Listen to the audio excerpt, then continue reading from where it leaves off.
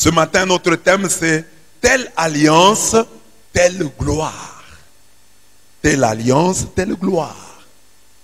Dans la première lecture de ce jour, tirée de ceux qui sont attentifs, ont déjà compris qu'après la lecture de Tobie, nous avons commencé, première lecture, à lire 2 Corinthiens. C'est depuis lundi, nous lisons 2 Corinthiens. Il faut être attentif. Donc ces jours-ci, nous méditons sur la deuxième épître de Paul aux Corinthiens. Il faut être attentif. 2 Corinthiens. L'autre fois, c'était Tobie. Maintenant, c'est 2 Corinthiens. Ok, je comprends. 2 Corinthiens. Parce que l'idée, c'est qu'au bout de chaque 3 ans, que vous puissiez lire plus ou moins toute la Bible. C'est ça l'idée. Maintenant, là, nous sommes dans 2 Corinthiens. Et les lectures varient. Si vous êtes attentif, vous allez voir qu'il y a des années paires et des années impaires. Par exemple, 2020, c'était l'année paire. Donc, les lectures seront toujours les mêmes. Donc là, nous sommes à la 10e semaine du temps ordinaire. Bon, quand nous sommes à la 10e semaine, mais nous avons 2 ans, donc année paire, année impaire. Alors ici, nous lisons, cette année, nous lisons 2 Corinthiens. L'année prochaine, nous lirons le premier livre de Rois, durant cette semaine. Ainsi de suite. Alors au bout de 3 ans, le cycle de 3 ans, vous avez la grande partie des textes. Parce que vous avez aussi les dimanches. Donc je disais donc dans la première lecture de ce jour, tirée de 2 Corinthiens 3, 4 à 11, dans cette première lecture, 2 Corinthiens 3, 4 à 11, Saint Paul donne la source de notre assurance, la source de notre capacité. D'où vient notre capacité? D'où vient notre assurance? Pour Paul, c'est Dieu qui est la source de notre capacité, qui est la source de notre assurance. En effet, il nous a rendus capables d'être ministres d'une nouvelle alliance. Telle alliance dans le titre. Telle alliance, telle gloire. Il nous a rendus capables d'être ministres d'une nouvelle alliance. Une alliance qui n'est pas de la lettre, mais de l'esprit. Car la lettre tue, l'esprit vivifie. Or, si le ministère de la mort, gravé en lettres sur des pierres, a été entouré d'une telle gloire, alliance gloire, le ministère de la mort a été entouré d'une telle gloire que le fils d'Israël ne pouvait fixer les yeux sur le visage de Moïse à cause de la gloire de son visage, pourtant passagère. Comment le ministère de l'Esprit n'en aurait-il pas davantage?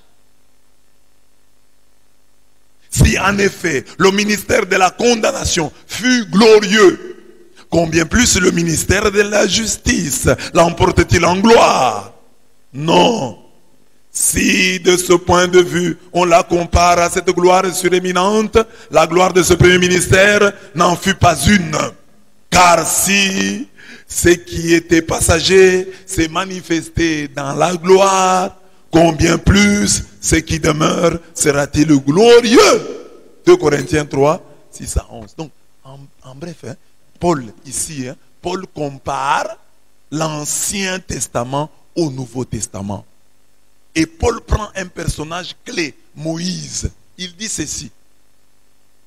Il appelle d'abord le ministère de Moïse ministère de la mort, ministère de la condamnation, ministère de la lettre.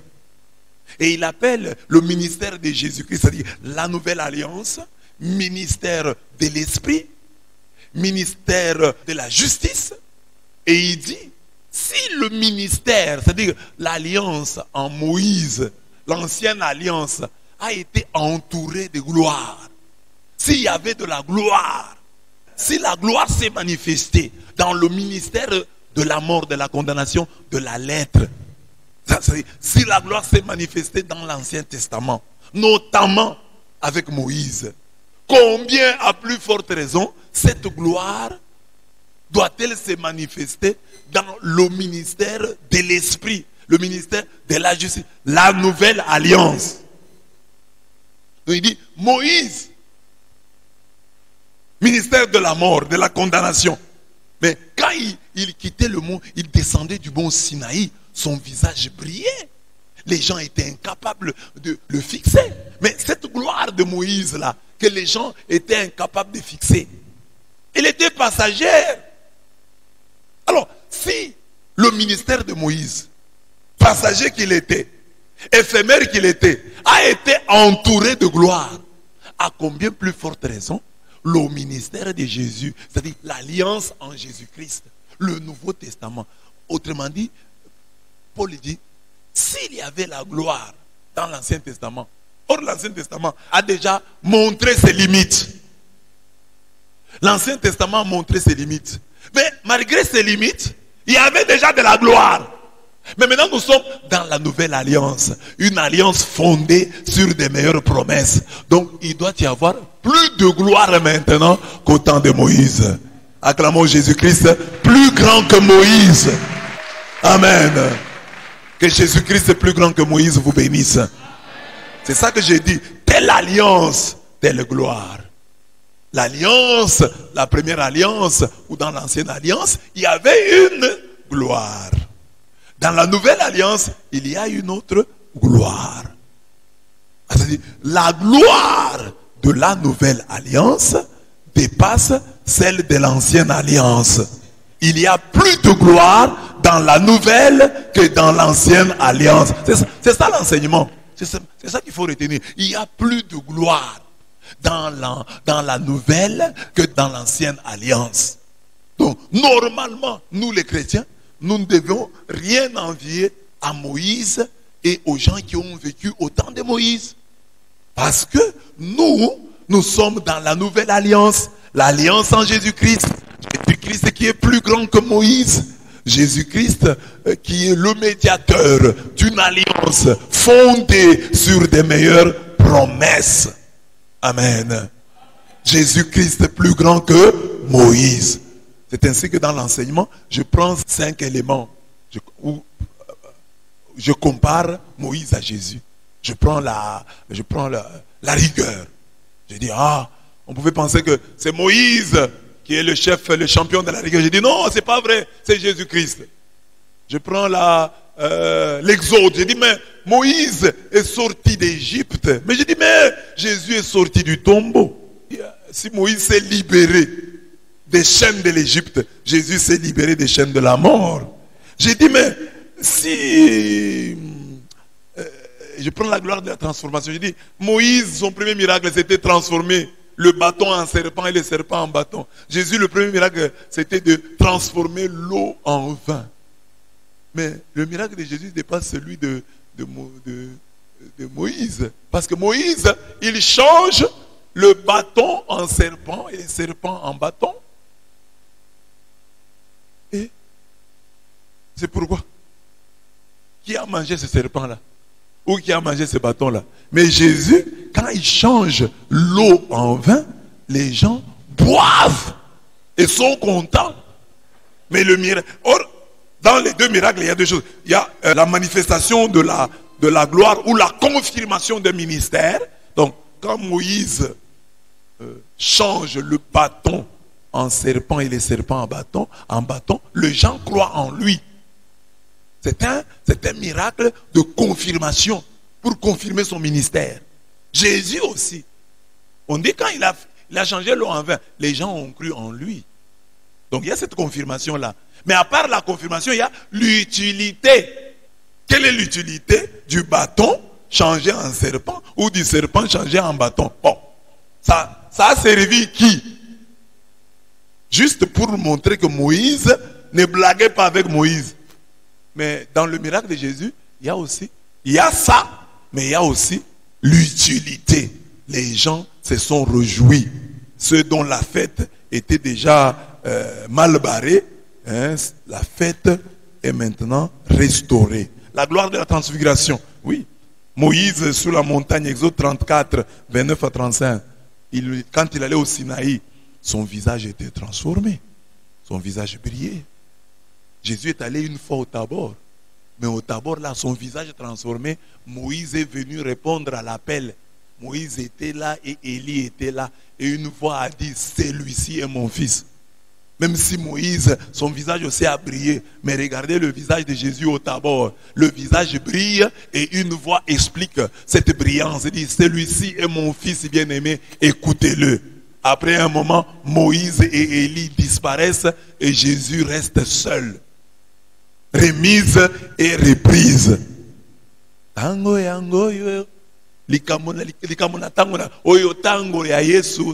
Le temps de Jésus a commencé. Ça, c'est la gloire de la transfiguration.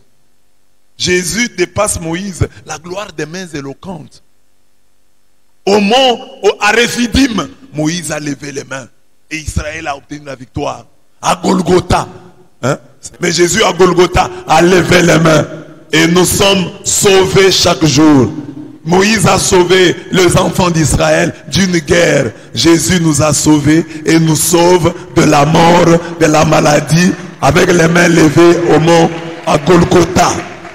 Ses mains parlent plus que les mains de Moïse. Voilà les 5 points où je montre que Jésus est plus grand que Moïse.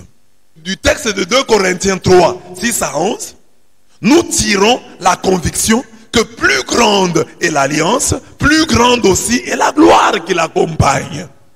Nous connaissons bien ce texte qui dit que le Christ a obtenu un ministère d'autant supérieur qu'il est le médiateur d'une alliance plus excellente qui a été établie sur de meilleures promesses. En effet, si la première alliance avait été sans défaut, il n'aurait pas été question de la remplacer par une seconde. Hébreux 8, 6 à 7. Si déjà on parle seulement de la nouvelle alliance, c'est que la première avait des défauts, avait montré ses limites. Alors si cette alliance, la première, c'est-à-dire la relation, l'amitié entre Dieu et les hommes dans l'Ancien Testament, cette alliance-là, si elle était déjà glorieuse, ça signifie que la gloire dans la nouvelle alliance qui vient après le constat des limites de la première, donc de la nouvelle, doit être plus grande que celle de l'ancienne. Paul et l'auteur de l'épître aux Hébreux veulent nous dire que Moïse n'arrive pas à Jésus à la cheville. Pour démontrer la véracité de cette affirmation, nous allons nous arrêter à 5 signes de leur vie. Pour un chrétien digne de ce nom, cette comparaison n'a qu'un objectif, l'aider à suivre de plus près le Christ. Donc, ça veut dire, pourquoi on dit tout ça? On dit que non, on élève Jésus parce que les Juifs de leur temps, c'était toujours Moïse a dit, Moïse a dit, Moïse a dit, Moïse. C'était Moïse. Mais, alors, Paul vient dire, mais vous êtes tout le temps Moïse, Moïse, Moïse. Mais Moïse, sa gloire était passagère. Moïse n'arrive pas Jésus à la cheville. Et Jésus lui-même, vous allez voir à partir de demain, les textes c'est, il vous a été dit, moi je vous dis. Il vous a été dit, moi je vous dis. Il vous a été dit. C'est-à-dire, il est plus grand que, il revendique sa supériorité vis-à-vis de Moïse. Il dit, il est supérieur, de loin supérieur à Moïse. Alors s'il est supérieur à Moïse, il est aussi supérieur à tes ancêtres, à tes grands-parents. Non, mais mes ancêtres ont dit, Jésus est plus grand qu'eux. Ils t'ont dit, Jésus te dit. Oh, mes ancêtres, ils t'ont maudit, Jésus te bénit. Et ça, Jésus est plus grand que Moïse, plus grand que tes ancêtres, plus grand que n'importe qui. Alors, maintenant, tu dois le suivre de plus près. Tu dois l'aimer davantage. Tu dois t'accrocher à lui. Et c'est pourquoi on t'appelle chrétien. Tu aimes Dieu, mais tu l'aimes comme Jésus te l'a présenté. Amen. Bon, alors, nous commençons. Premier point, la gloire de la rigueur. Jésus plus grand que Moïse. Je vous donne un texte ici de l'Ancien Testament.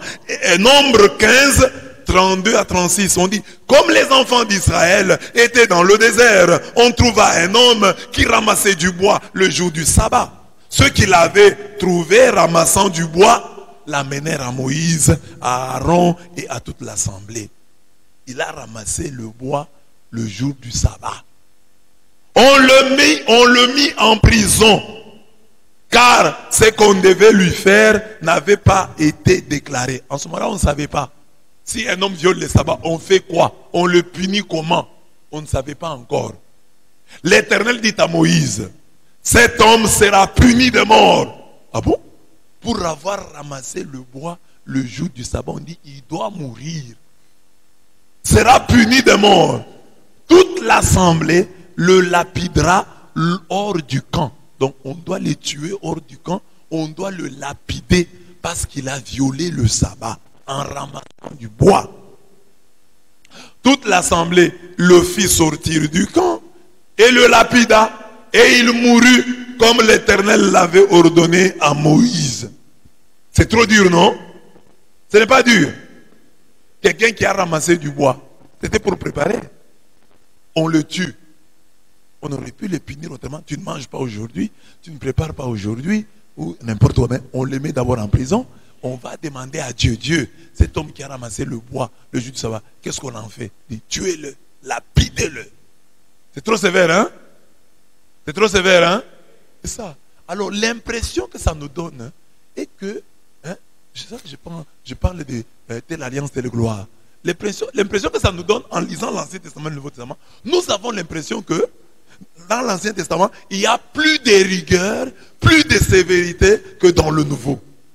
C'est une apparence, c'est pas vrai. Parce que Jésus dans l'évangile d'aujourd'hui dit, ne pensez pas que je suis venu abolir la loi. Je suis venu l'accomplir, la parfaire. Je ne suis pas venu abolir. Il n'y aura pas un iota de la loi qui sera enlevé. Tout cela doit s'accomplir.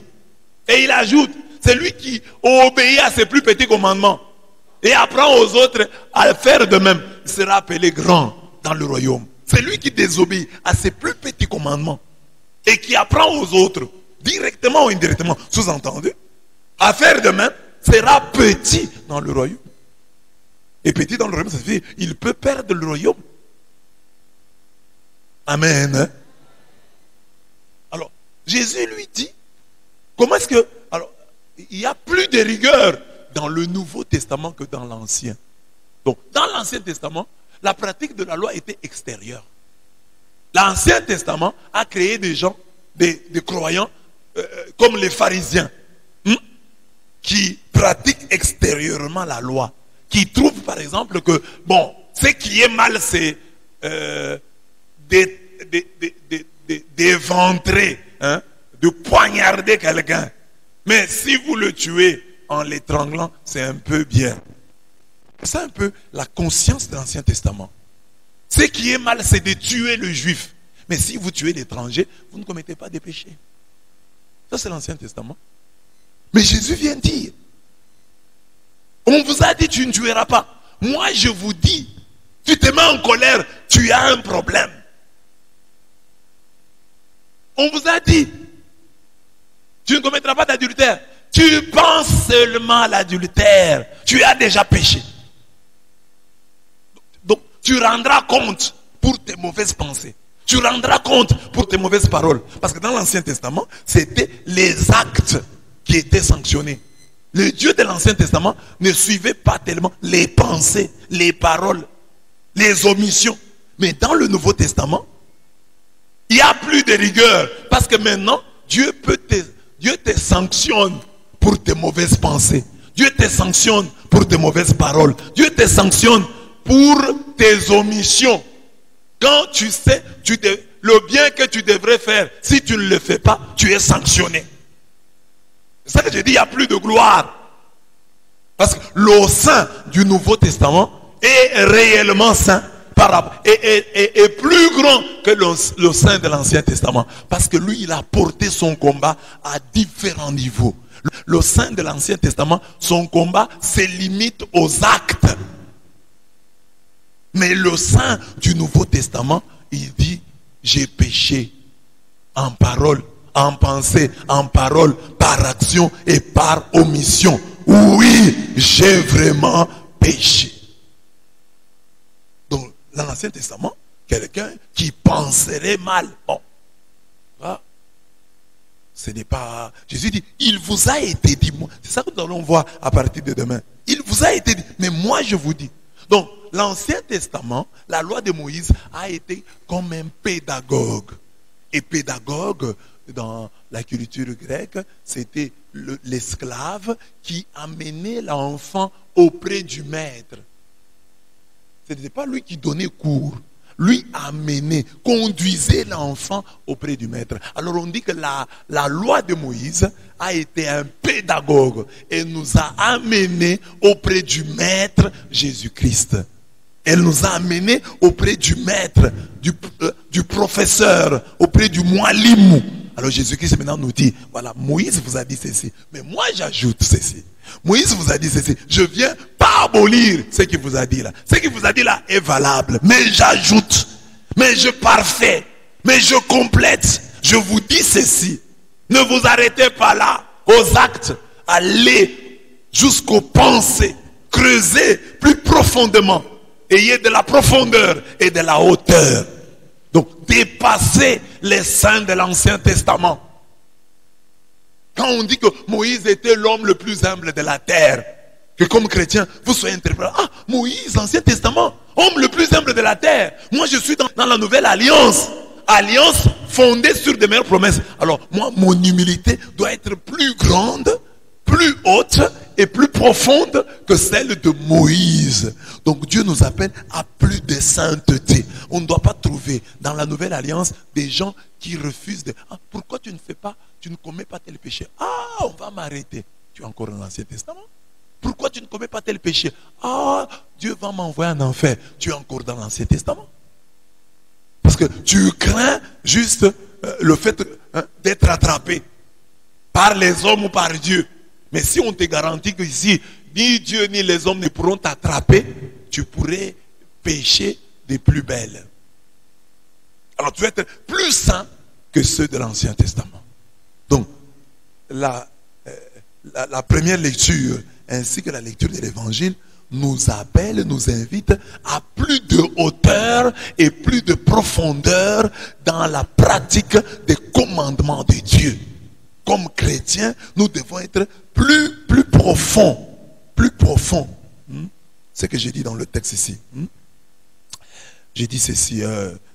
La loi de Moïse, comme pédagogue, nous apprend à lutter principalement contre les péchés en acte, parole, par omission. La grande gloire de Jésus dans la vie des siens est que la pratique extérieure, triste, forcée, jactancieuse, fanfaronne, hypocrite de la loi, est remplacée par une pratique intérieure, profonde, joyeuse, libre et humble de l'essentiel. Le chrétien va à l'essentiel. Les chrétiens doivent savoir que la discipline est le pont entre les objectifs et leur réalisation. Donc, nous chrétiens, les chrétiens, nous qui sommes de la Nouvelle Alliance, nous devons être plus disciplinés que ceux de l'Ancien Testament. Nous devons respecter les plus petits commandements plus que ceux de l'Ancien Testament. Parce que Jésus dit dans l'évangile d'aujourd'hui, c'est lui qui enseigne les plus petits commandements, qui les observe et les enseigne, sera grand dans le royaume. C'est lui qui désobéit à ses plus petits commandements, qui les viole et qui enseigne aux autres de les violer, sera petit dans le royaume. Alors, c'est ça l'appel qui nous est lancé. Comme chrétiens, nous devons être plus rigoureux en Jésus-Christ que Moïse dans l'ancienne alliance. Telle alliance, telle gloire. La sainteté loge dans les détails, dans l'observance des plus petits commandements. Il y a plus de rigueur dans la nouvelle alliance que dans l'ancienne. Lisons ce beau texte, Hébreux 10, 28 à 29. Quelqu'un rejette-t-il la loi de Moïse? Impitoyablement, il est mis à mort sur la déposition de 2 ou 3 témoins. D'un châtiment combien plus grave sera jugé digne, ne pensez-vous pas, c'est lui qui aura foulé aux pieds le Fils de Dieu, tenu pour profane le sang de l'alliance dans lequel il a été sanctifié, et outragé l'esprit de la grâce. pour dire, ceux qui péchaient sous Moïse étaient tués. Mais maintenant, ceux qui pêchent sous Jésus-Christ, ils font quoi? Ils foulent aux pieds le Fils de Dieu. Ils tiennent pour profane le sang de l'alliance dans lequel ils ont été sanctifiés. Ils outragent l'esprit de la grâce et ils seront plus sévèrement punis. Donc, au jour du jugement, les gens qui ont vécu au temps de Moïse, Dieu sera clément à leur endroit. Dieu sera compatissant à leur endroit qu'à notre endroit. Parce qu'il dira, vous avez écouté ce que le prophète voulait entendre, ce que Moïse voulait entendre. Vous l'avez écouté, mais vous ne l'avez pas mis en pratique. Nous serons jugés plus sévèrement. Parce que Dieu nous a parlé en ces temps qui sont les derniers. Nous a parlé par son Fils. Nous a parlé par Jésus-Christ. Il ne nous a pas envoyé un prophète. Son propre Fils est venu et nous a parlé. Il ne nous a pas parlé seulement en parole. Jésus nous a parlé en acte. Il est mort sur la croix. Tu le dis, tu le confesses. Alors, vis conséquemment à ce que tu confesses. Si Dieu est descendu de la terre, du ciel, est venu sur la terre, a marché sur nos rues, a mangé nos repas. Si Dieu est venu jusqu'à nous, si Dieu est mort sur la croix pour toi, c'est que le jugement sera sévère. Dieu te dira, mais tu chantais ça, Jésus est mort pour moi. Jésus est mort pour toi. Dieu est mort pour toi. Et ta vie n'a pas changé. Et tu es resté le même. Alors que Jésus est mort pour toi. Dieu est venu mourir pour toi. Et toi, ça ne t'a fait ni chaud ni froid. Tu as gardé la même vie. Tu as gardé le même comportement. Il n'y a pas eu de changement dans ta vie. En te disant, ah, il est mort pour moi. Comme il est mort pour moi, voilà comment je dois vivre. Ah, il est mort pour moi, je dois vivre pour lui. C'est ça qui devait être la conclusion la plus logique. Dieu est mort pour moi. Oh, je prends la décision de vivre pour lui. Et vivre pour lui, c'est que je lui obéisse. Cet homme de Jésus, c'est Dieu fait homme, m'a fait tant de bien. Comment rendrai-je au Seigneur tout le bien qu'il m'a fait? Voilà l'interrogation du chrétien. Chaque jour, il se dit, Dieu m'a fait tant de bien. Comment le lui rendrai-je? C'est ça, en fait, le christianisme. C'est ça la foi. Action de grâce. Dieu m'a fait tant de bien. Comment vais-je lui dire merci? Amen. Amen. Ça, c'est la gloire de la rigueur. Retenez ça. Ne dites pas, nous sommes dans le Nouveau Testament, nous pouvons pécher comme nous voulons. Non! C'est dans le Nouveau Testament qu'on doit être plus saint. Parce que Dieu est venu vers nous. Dieu nous a parlé. Ce n'est pas un esclave, un pédagogue. Le pédagogue nous a amenés auprès du maître par excellence. Et nous avons écouté la parole de la bouche autorisée du maître lui-même, de Jésus-Christ, Verbe fait chair, parole incarnée. Donc, nous serons jugés plus sévèrement. Parce que nous avons bu à la source. Deuxième gloire, la gloire de l'Égypte. Moïse est né dans les conditions difficiles, dans la persécution. Moïse est caché dans un panier sur le Nil. Jésus se retrouve à Bethléem, dans une étable à bœufs. Jésus aussi est né dans les mêmes conditions difficiles. Une étable à bœufs. Alors que Moïse est repéré par une princesse, Jésus reçoit la visite de 3 mages qu'on considère comme rois. Donc, Moïse, quand vous regardez la naissance de Jésus, il y a des comparaisons implicites. Moïse, né dans un temps difficile, le peuple d'Israël esclave en Égypte.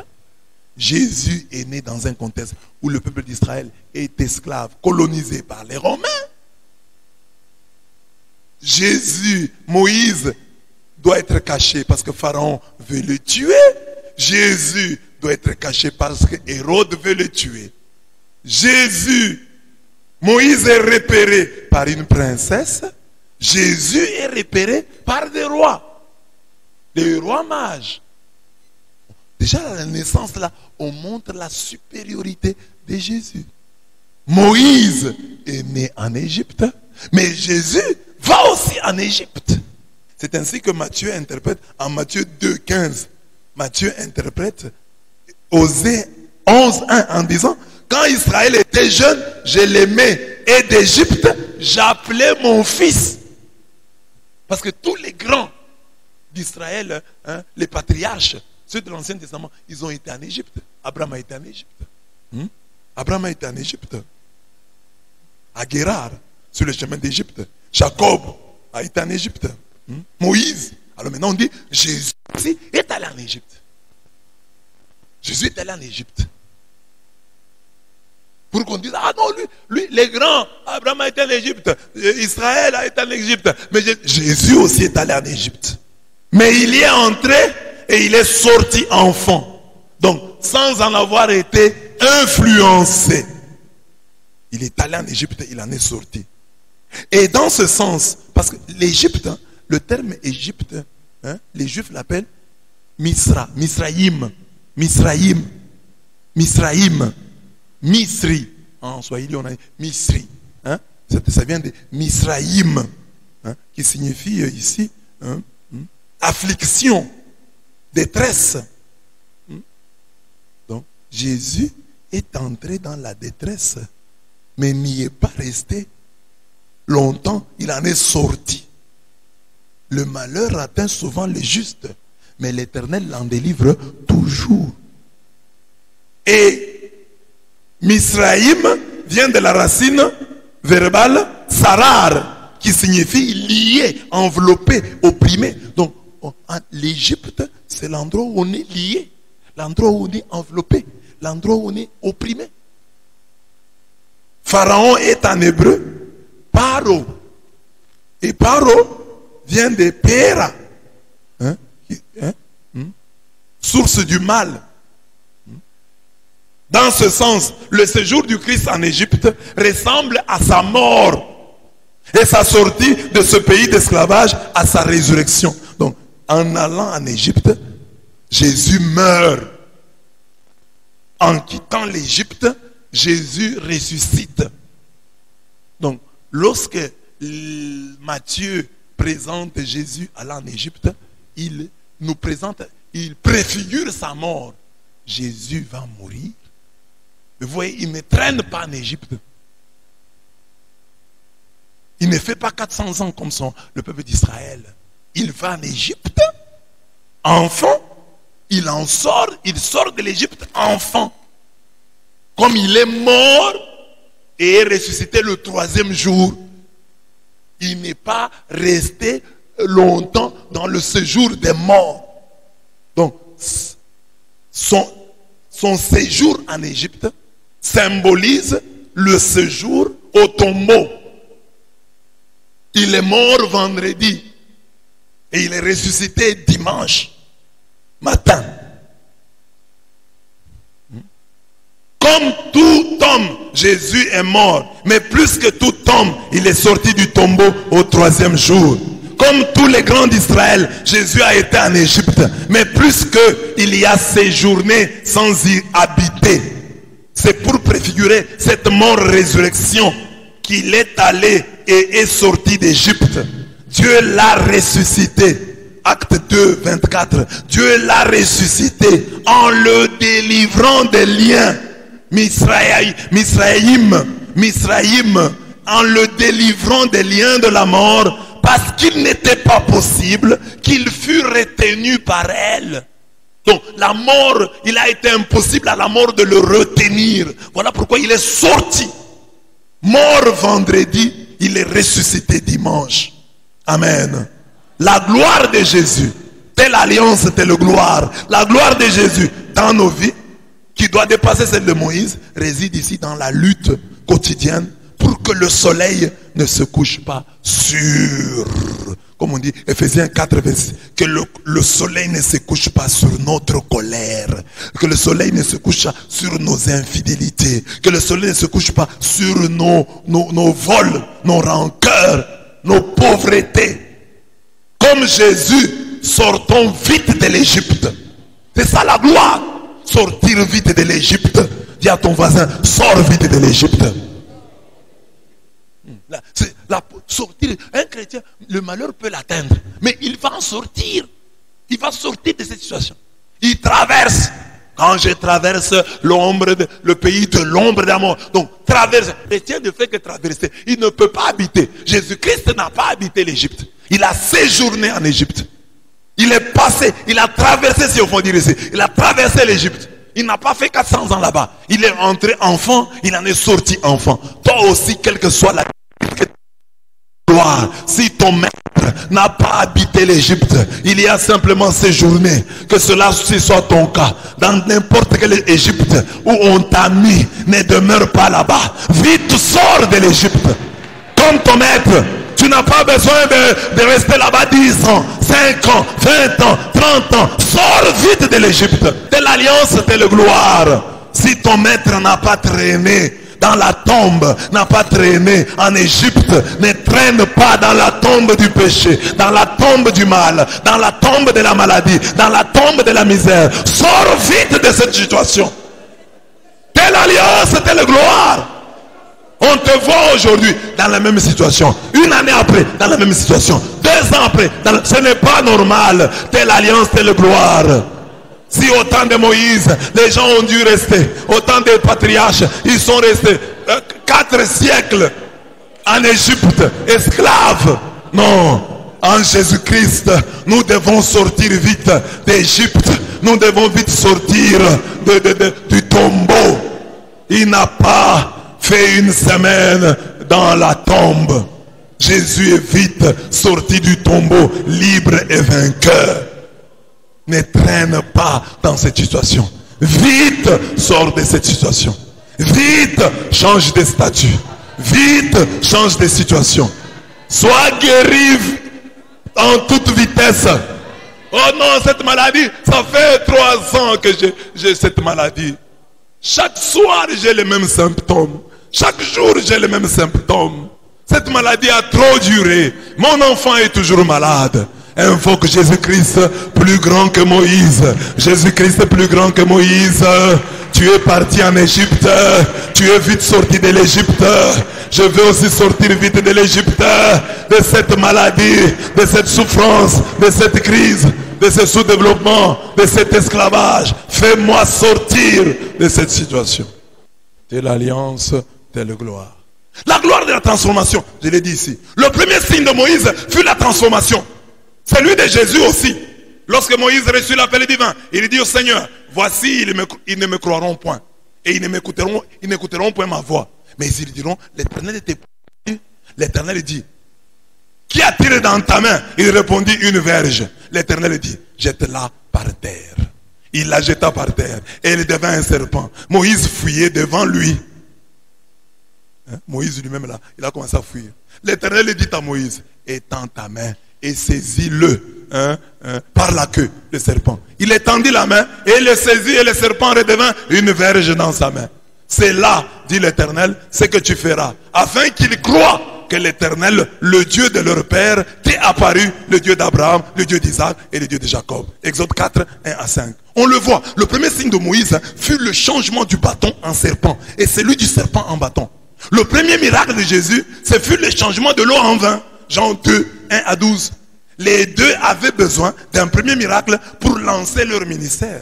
Mais comparez le miracle de Jésus, fait d'une pierre 2 coups. Il dépanne un couple mal barré et accrédite Jésus auprès du public et des siens, comme le souligne la finale du texte. Tel fut à Cana en Galilée le premier des miracles que fit Jésus. Il manifesta sa gloire et ses disciples crurent en lui. Comme pour Moïse. Le miracle de Moïse c'était pour que les gens croient en lui. Alors Jésus aussi fait le miracle. Les gens croient en lui.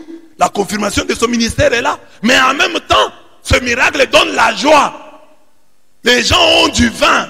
Le vin qui réjouit le cœur. Le miracle de Moïse est un miracle pour convaincre les enfants d'Israël et Pharaon.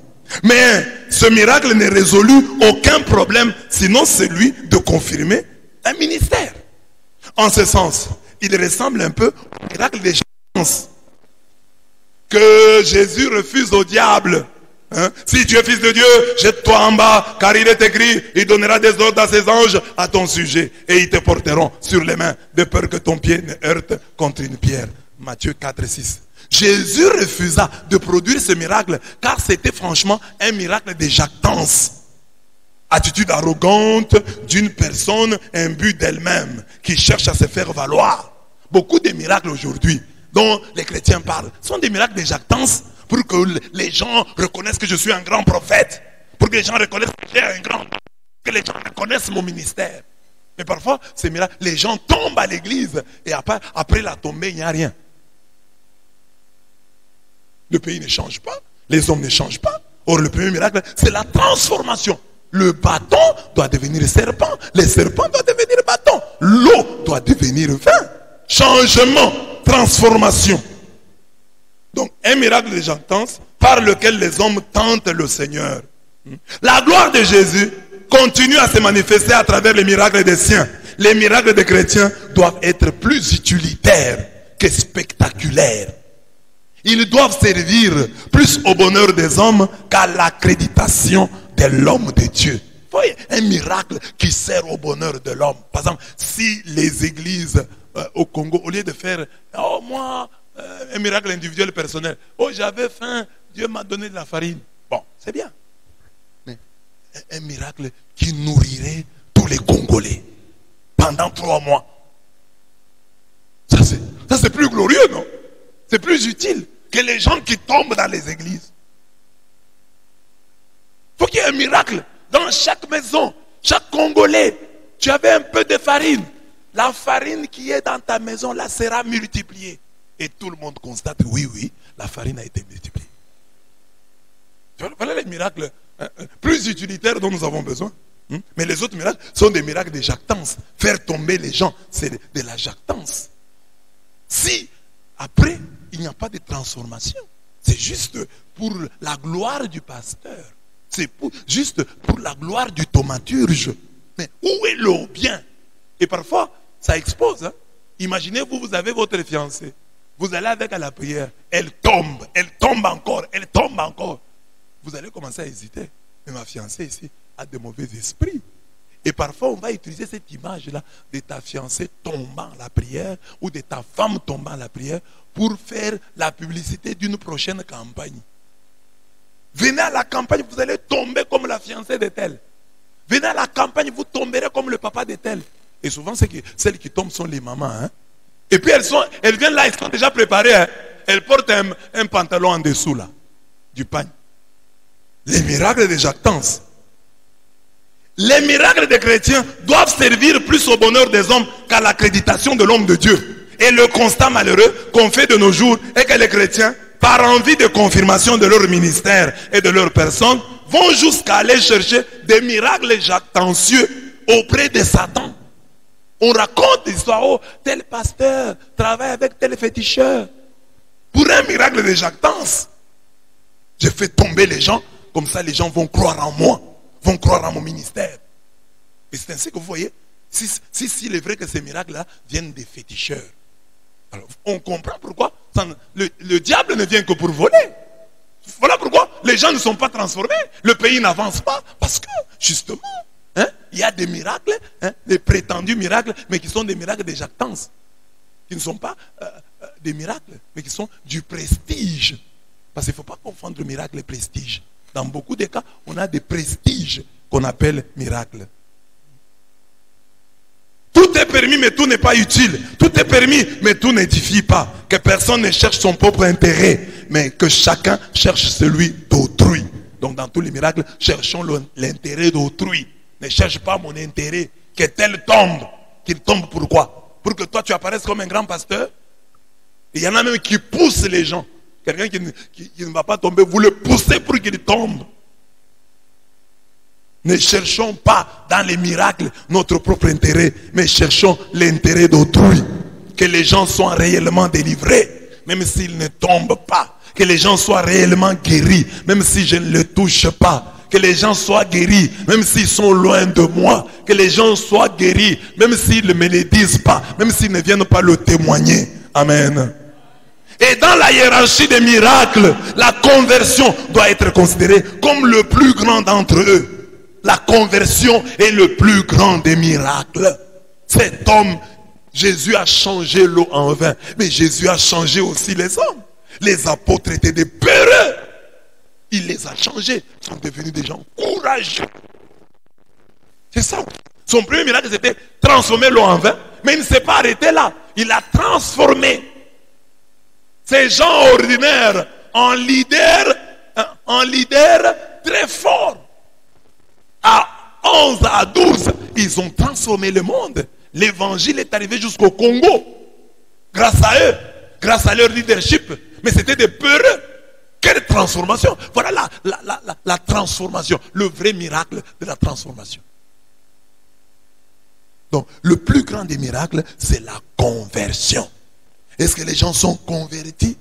Nous devons trembler devant cette parole du Christ. Malheur à vous, gens de la loi et pharisiens hypocrites. Vous parcourez la terre et les mers pour recruter un prosélyte. Et quand il est devenu, vous en faites un candidat à l'enfer 2 fois pire que vous. Matthieu 23, 15. Nous parlions le dimanche de l'homme à la cruche d'eau. L'homme qui amène les autres à l'Eucharistie. L'homme qui amène les autres à la parole. Alors je pose maintenant la question. Le vrai miracle c'est quoi? Dans une église, les gens tombent. Mais dans cette église-là, il y a d'autres jeunes qui sont entrés. Ils ont appris à voler dans l'église. Ils ont appris à se prostituer dans l'église. Ils ont appris à mentir dans l'église. Ils ont appris à être arrogants à l'église. Ils sont venus à l'église se disant, ils sont venus à l'église humble. Et l'église les a rendus orgueilleux. L'église, au lieu de les transformer, les a déformés. C'est la peur que nous devons avoir. Vous êtes dans une église, vous êtes dans une chorale, vous êtes dans un groupe. Ayez peur que les nouveaux soient déformés par vous les anciens. Ne déformez pas, transformez. C'est ça le premier signe. Vous voulez être crédible, ayez cette grande capacité de transformation. Vous êtes déjà abîmé. Mourrez seul dans votre camp. Ne contaminez pas les autres. C'est ça que j'ai dit. Malheur à vous. Vous parcourez le monde. Vous cherchez des gens. Nous voulons être nombreux dans la chorale. Nous voulons être nombreux dans la colita. Mais vous avez quelqu'un là. Vous le rendez 2 fois plus digne de la GN que vous. Vous le rendez un candidat à l'enfer 2 fois pire que vous. Les gens qui sont venus à l'église craignant Dieu. Quand ils sont arrivés à l'église, ils ne craignent plus Dieu. L'église les a rendus insensibles. Sont devenus des libertins à l'église. L'église ne les a pas rendus disciplinés. Non, c'est anormal. Le miracle, le plus grand des miracles, c'est la transformation. Cet enfant était un voleur. Oh, monsieur l'abbé, je viens vous dire merci. Ah, en tout cas, votre église est forte. Vous avez un Dieu puissant. Qu'est-ce qui s'est passé, papa? Oh, mon enfant, il était un voleur. Mais depuis qu'il prie avec vous, il ne vole plus. Voilà le vrai miracle. Voilà la vraie transformation en Jésus-Christ. Devenir de nouvelles créatures. Monsieur l'abbé, les maris devaient venir nous remercier. Mais c'est rare de voir comme pasteur, comme prêtre, des maris venir nous remercier. Monsieur l'abbé, vraiment, pasteur, je viens vous dire merci. Ma femme est transformée. Au contraire, il y a des femmes, plus elles prient, plus elles se détériorent. Donc, les mamans qui sont ici là, posez-vous la question. Chaque fois qu'on parle à l'église des ennemis, du diable et des démons, vous voyez qui? Il y a des mamans qui voient leur mari. Envoyons le feu. Elle envoie le feu à son mari. Parce que rarement, moi de mémoire de pasteur, j'ai vu des hommes venir nous remercier pour la transformation de leur femme. Monsieur l'abbé, vous avez fait du bon travail. Ma femme est devenue, non, monsieur l'abbé, non, en tout cas, merci beaucoup. Elle est devenue soumise. Ma femme est devenue gentille. Ma femme prépare mieux maintenant. Ma femme tient bien la maison grâce à vos enseignements. Persévérez, monsieur l'abbé. C'est rare. Et même les femmes aussi qui viennent nous remercier pour leur mari. Je ne sais pas, c'est parce que dans les couples règne l'ingratitude. Mais je ne sais pas si c'est par ingratitude ou parce qu'il n'y a rien. Des femmes qui viennent vous dire, monsieur l'abbé, mon mari a été transformé. Voilà le miracle. C'était un soulard. Aujourd'hui, je vous parle, monsieur l'abbé, c'est un homme modéré, tempéré. Non, monsieur l'abbé, votre Dieu puissant. Transformé, non pareil. Il ne boit plus. Non, mon mari est un impudique, un adultère. un coureur de jupons, de renommée internationale. Mais aujourd'hui, je vous parle, monsieur l'abbé, il est transformé. Vous pouvez même prendre une fille, la jeter sur son corps, il ne fera rien. Votre évangile est fort, votre évangile est puissant. C'est ça le miracle. C'est ça la transformation. Quand nous rencontrons des gens, nous devons les transformer. Tu es chrétien, tu rencontres un ami, aide-le à devenir meilleur. Aide-le à devenir meilleur. Que chacun dise, oh, aux côtés de tel, je suis devenu meilleur. C'est ça le christianisme. Rendre le monde meilleur. Rendre ceux avec qui nous vivons meilleurs. Pas que quelqu'un vienne donner un témoignage après 10 ans. Ah, j'étais bien, mais... L'endroit où on lui a appris à voler, l'église. Les gens qui ont déviergé cette fille-là, les gens de l'église. Toujours l'église. Oh, la première fois que tu as fait ceci, tu as fait avec qui? Avec l'aide de qui? Des chrétiens. Non. Que quelqu'un y péchait ailleurs. Que quelqu'un s'abîme. Que les gens qui veulent s'abîmer soient abîmés ailleurs, pas dans l'église. Et à ça, tu dois contribuer. La transfiguration. Le visage de Moïse a brillé au Sinaï. Le visage de Jésus-Christ a brillé au monde d'abord. C'est le texte auquel Paul fait allusion dans la première lecture. Exode 34, 29 à 35. Moïse descendit de la montagne de Sinaï et il y a un témoignage dans sa main. En descendant de la montagne, il ne savait pas que la peau de son visage rayonnait parce qu'il avait parlé avec l'Éternel. Aaron et tous les enfants d'Israël regardèrent Moïse et voici la peau de son visage rayonnait et ils craignaient de s'approcher de lui. Moïse les appela. Aaron et tous les principaux de l'assemblée vinrent auprès de lui. Il leur parla. Après cela, tous les enfants d'Israël s'approchèrent et il leur donna les ordres qu'il avait reçus de l'Éternel sur la montagne de Sinaï.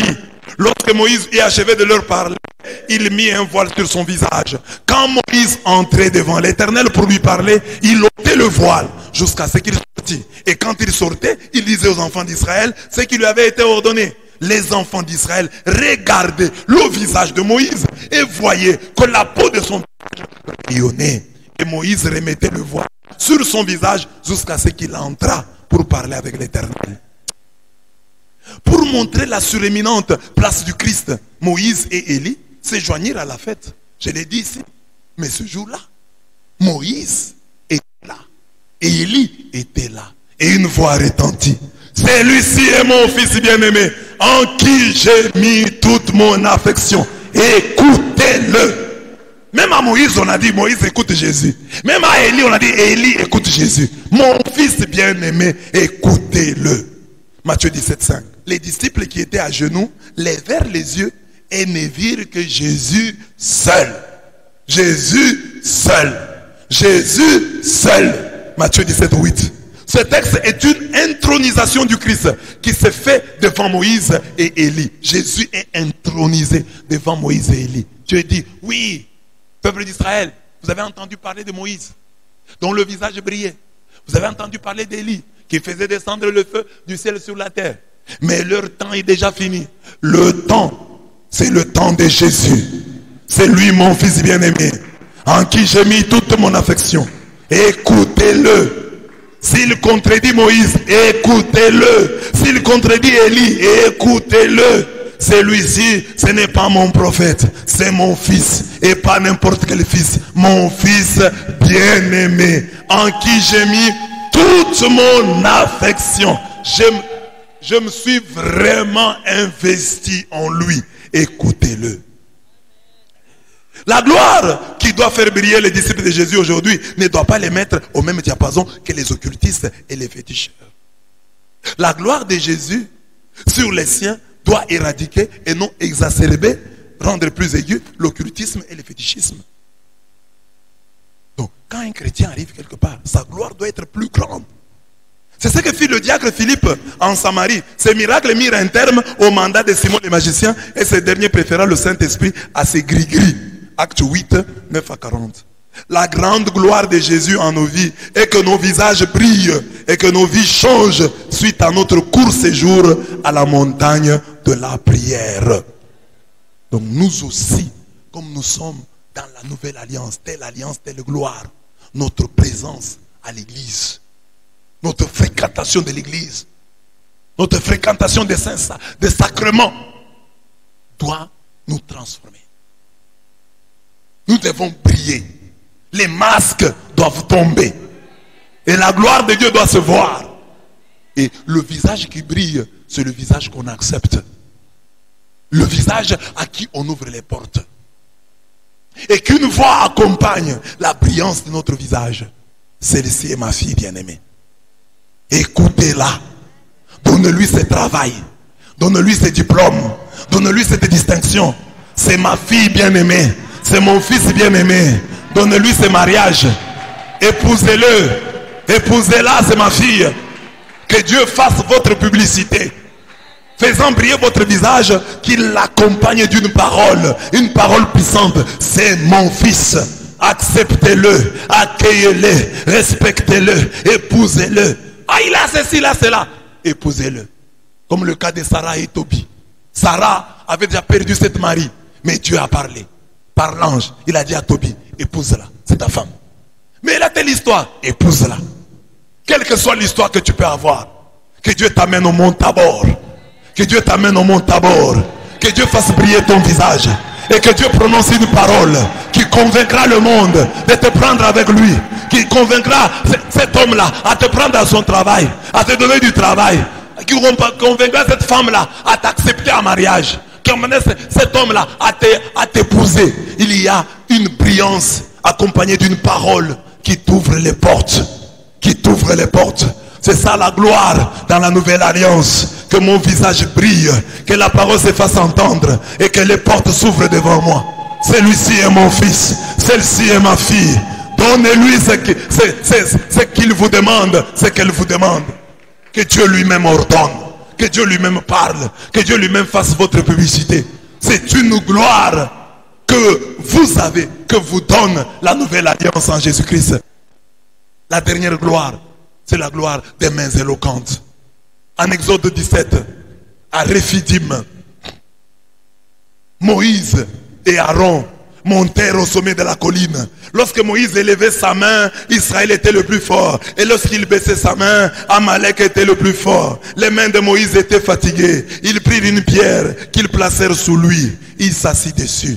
Aaron et Hur soutenaient ses mains, l'un d'un côté, l'autre de l'autre. Et ses mains restèrent fermes jusqu'au coucher du soleil. Et Josué vainquit Amalek et son peuple au tranchant de l'épée.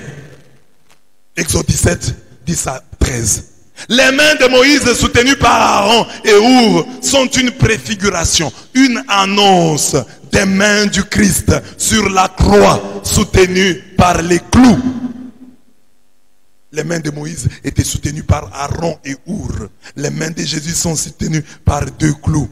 Si les mains levées de Moïse sauvèrent un jour Israël à Réphidim, les mains clouées de Jésus sur la croix à Golgotha continuent à sauver chaque jour l'humanité.